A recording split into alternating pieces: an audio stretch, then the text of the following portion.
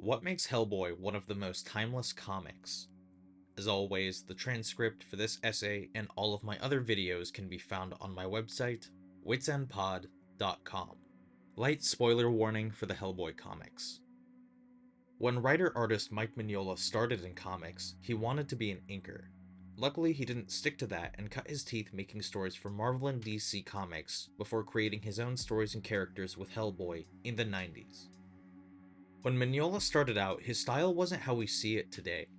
Here's some of his early Marvel art from one of his Namor short stories. Here's a later Namor story for comparison. 22 years ago, I didn't even think I'd be drawing, more than the first Hellboy series. I felt at that point in my career it was really important to do something that was mine, and I assumed no one would buy it because I always assumed the worst. But I thought, if nothing else, I will have done one book that kind of reflects my personality. Who is Hellboy? He's the son of a lord of hell and a witch who was summoned to Earth during World War II by the mad monk Rasputin.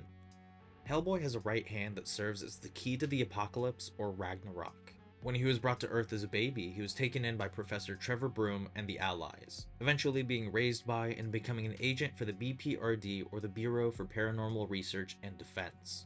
So instead of being raised like a demon, he's raised like a normal person. These stories are filled with Lovecraftian imagery and mythology from different cultures, but are really human and grounded in their presentation. Now, where did Hellboy come from? Let's talk about how Mignola actually created the character. In 1991, Mignola drew this demonic character for the program book of a Comic-Con. I added the Hellboy name at the last minute and it made me laugh. I wasn't trying to create a character, I just wanted to draw a monster. Originally, he wanted to do a team book like Marvel's Fantastic Four or DC's Challengers of the Unknown. Eventually, he decided to focus on Big Red as the lead of his story. In early stories, he did work for an organization, and he was the guy who I think had been there longer than everybody else. So while he'd be the guy who'd be rolling his eyes at a briefing, But again, there are scenes I think I only did once that are kind of like that, where he'll refer to the new kid or something like that. I didn't do a lot of that because that idea of him as part of a team really wasn't very interesting to me for very long. But if there's a blue collar mentality to the guy, it's just because that's the way I grew up. Hellboy travels all over the world as a paranormal investigator for the BPRD, taking on supernatural threats of all kinds. It's long-form storytelling at its finest, especially with how Mignola incorporates mythology. There's always a new story to tell. The early John Byrne scripted issues of the first arc are the most wordy and slower paced. Once Mignola takes over fully writing and drawing, the story moves faster. It almost feels like a manga with how fast paced it is. In fact, originally the idea with Hellboy was I would just come up with a list of shit I wanted to draw. And I'd worked with John Byrne before, and we had a good relationship at the time, and I said, if I just give you a list of shit I want to draw, will you make it into a story for me? Yeah. And I think John always knew I should write it myself. And John and I talked all the time. So I think John probably knew, even at the beginning, that it was just a confidence problem on my part. Instead of being this beast of the apocalypse, Hellboy wants to be normal. Or as normal as a big red dude with a tail and yellow eyes can be. That's his entire arc. I mean, his real name is Anungan Rama, but he prefers Hellboy or Red. This isn't the beast of the apocalypse, he's some dude you'd find sitting in a bar. That's the beauty of Hellboy. He inhabits a fantastical world, but is pretty blasé about it. Where in other stories, it would be the opposite. A character would go from being a normal person to a legendary figure. Even late in the series with the Wild Hunt arc, when he's given a sword to command an army, Hellboy decides to keep fighting with his fists because he doesn't care about prophetic mumbo-jumbo. He does things his way. Mignola at some point has Red quit the Bureau because he disagrees with how things are run, and they also plant a bomb in his friend. Instead of spending more time as a paranormal investigator, he decides he wants to go on vacation. There are points throughout the story where Hellboy gives up, usually drinking in abandoned ships or mansions with ghosts and skeletons. After he leaves the Bureau, it isn't a clear journey, and he has constant points where he has to start over again. The stories so far were already satanic, Lovecrafty, and fever dreams. When Hellboy leaves the Bureau, the stories become more abstract. The visual change isn't immediately apparent if people are reading from beginning to end, especially with The Wild Hunt, which is 500 detailed pages of story written by Mignola and drawn by artist Duncan Fegredo, who is a fantastic Hellboy artist.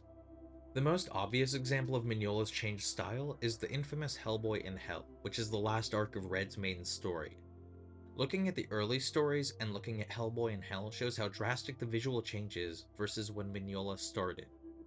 Hellboy gets something a lot of long-running characters don't get, an ending. It's best to read the story, so I won't describe the actual ending.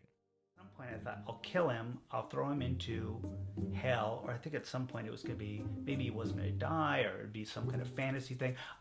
At some point I wanted to turn it into a fantasy book, because I wanted to get him out of the real world, but that was just a vague idea. So yeah, I guess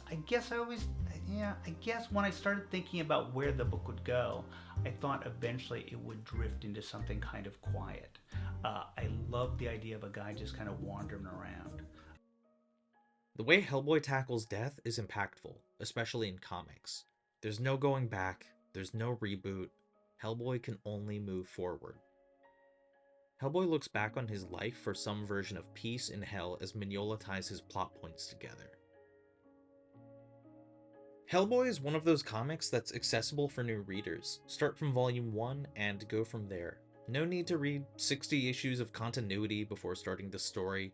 Sometimes people recommend something like Watchmen for new readers, but Hellboy isn't an overwhelming first comic. How can new readers go about reading Hellboy? There are usually 4 of these big, omnibus books that collect the main stories and 2 short story volumes. There are some important character introductions in the short stories like Baba Yaga and Grogok. The 4 main books are still accessible without the short stories, but there's a lot of great character building and work by artists like Richard Corbin. The short stories show how Hellboy isn't always dealing with the end of the world. Sometimes he'll go to Mexico, get drunk with luchadors, fight some vampires, and get married. There are spin-offs, but even those are accessible on their own and add to Mignola's world. Another benefit of Hellboy is that it doesn't rely on a normal comic format for each story. Not every Hellboy story is 6 20-page issues for an arc. Each Hellboy arc starts back at issue 1. Everything ties together in a way that isn't overbearing, but it is satisfying to see how everything fits in the larger story. Hellboy transcends genres, where it's about a guy rejecting a supernatural prophecy. It's timeless and accessible and doesn't burden readers by expecting them to do homework to understand a comic. I've said this before in other essays, but just because a story is told in a comic, and not a film or a TV series, doesn't make it any less powerful. As always, the transcript for this essay is available in the description on my website, witsendpod.com. If it's not on there, it's not me. Share these essays around. Thanks for watching. Chaos ensues.